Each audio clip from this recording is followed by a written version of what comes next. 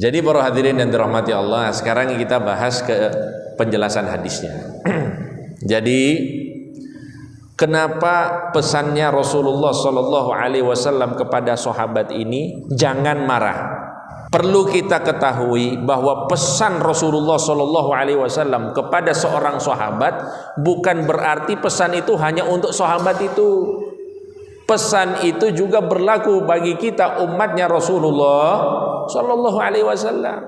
Kalau misalnya sahabat itu dikatakan kepadanya jangan marah, itu seperti Rasulullah juga berkata kepada kita jangan marah.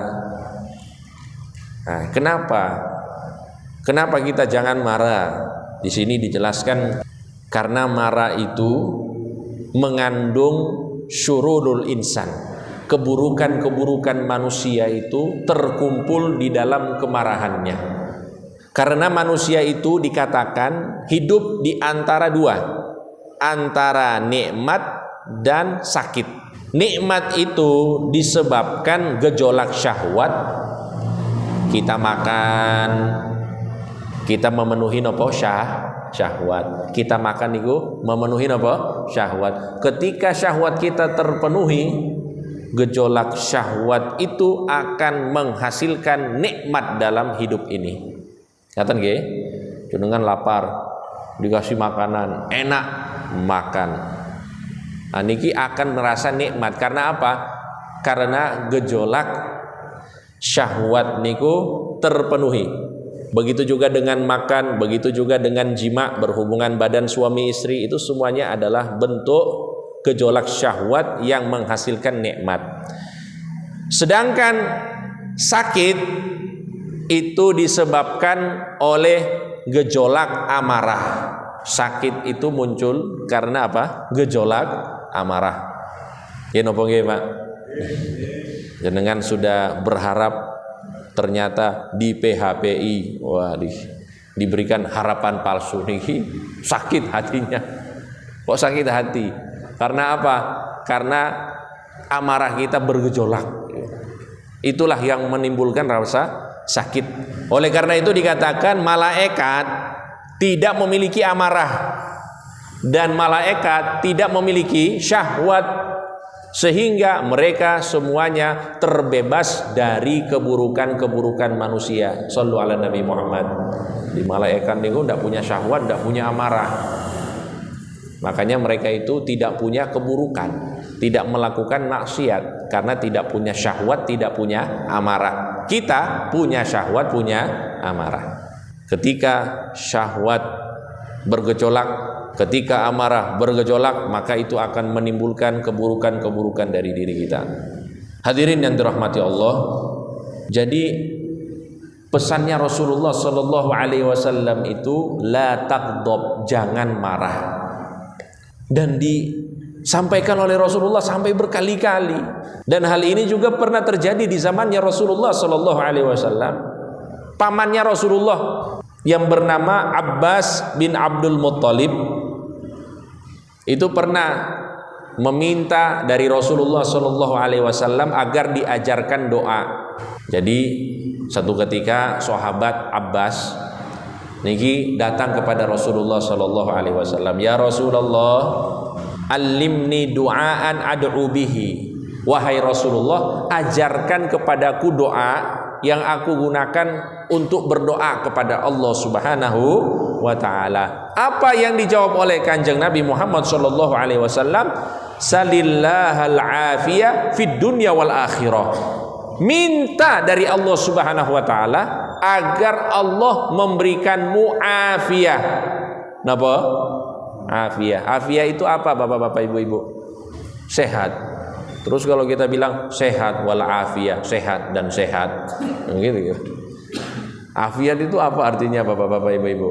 Sehat itu ya sehat, afiat selamat, sugeng, selamat. Jadi sehat wal afiyah. Salillahal afiyah. Minta dari Allah selamat fid dunya, di dunia, wal akhirah. Amin Allahumma. Selamat dunia akhirat. Apa jawab sahabat Abbas? Saya mau doa yang lain wahai Rasulullah. Ini kayaknya mau yang spesial. Doanya kok biasa nih kok. Ditanya lagi Rasulullah sallallahu alaihi wasallam, maka dijawab oleh Rasulullah sallallahu alaihi wasallam dengan jawaban yang sama. Salillah al-afiyah, minta sama Allah Subhanahu wa taala agar memberikanmu afiyah, keselamatan. Fa innaka idza u'tital afiyah, karena apabila kamu diberikan oleh Allah afiyah, keselamatan, u'tita kulla khairin, maka kamu akan diberikan segala kebaikan oleh Allah Subhanahu wa taala. Nggih napa nggih para hadirin yang dirahmati Allah? Orang itu kalau selamat niki sudah diberikan semua kebaikan. Orang itu kalau sudah selamat itu berarti dia sudah mengumpulkan segala bentuk kebaikan. Untuk apa banyak harta tapi tidak selamat? Untuk apa jabatan tinggi tapi tidak selamat? Untuk apa hidup nikmat di dunia tapi di akhirat tidak selamat? Na'udzubillahi min dzalik. Maka doa-doa ataupun wasiat-wasiat Rasulullah sallallahu alaihi wasallam ini meskipun singkat tapi isinya niku sangat-sangat dalam dan luas, dan itulah yang menandakan kecerdasan Rasulullah sallallahu alaihi wasallam. Para hadirin yang dirahmati Allah, tadi sudah kita sampaikan bahwa orang itu merasakan nikmat ketika syahwatnya bergejolak. Orang itu merasakan sakit ketika amarahnya bergejolak. Sekarang marah itu, amarah itu dari mana dia muncul? Dikatakan thawranu damil qalbi wa ghalyanuhu. Marahmu itu muncul dari gejolak darah yang ada di jantung. Nah niki agak bahas-bahas masalah ilmu nopo niki, biologi. Katanya kalau darah yang ada di jantung niki bergejolak itu orangnya marah. Makanya kalau orang marah niku dadanya berdebar-debar. Nggih nopo nggih? Berdebar-debar dadanya. Lagi marah. Dan biasanya orang yang sering marah niku darah tinggi. Orang yang darah tinggi niku biasanya stroke. Nggih. Tapi di sini saya lihat orangnya baik-baik semuanya. Jarang marah. Jarang marah di sini, kalau di rumah wallahu alam ya. Jadi darah niku bergejolak di dalam jantung dan mendidih ya, ada istilahnya ini golayan kepada seseorang. Dan biasanya marah itu terlihat dari apa? Urat-urat nadi yang muncul. Orang kalau marah ini urat kepalanya muncul nih di sini. Matanya merah. Ini kalau marahnya manusia kelihatan dari fisiknya. Amma ghadabullah, adapun marahnya Allah Subhanahu wa taala, fahuwa iradatul intiqam. Marahnya Allah Subhanahu wa taala itu bukan gara-gara gejolak darah yang ada di jantung kayak kita nih, para hadirin yang dirahmati Allah. Kalau kita kan marah itu gara-gara gejolak darah yang ada di di jantung. Kalau Allah Subhanahu wa taala marah, artinya Allah berkehendak untuk membalas hambanya yang tidak mau taat kepada Allah Subhanahu wa taala. Karena kita tidak boleh menyamakan Allah dengan makhluknya. Makhluk marah itu tercelah, Allah marah itu terpuji.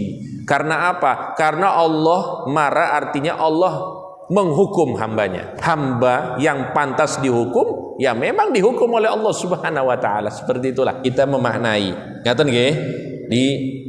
Sebagai contohnya dikatakan bahwa dulu Nabi Muhammad sallallahu alaihi wasallam itu tidak pernah marah kalau beliau itu disakiti.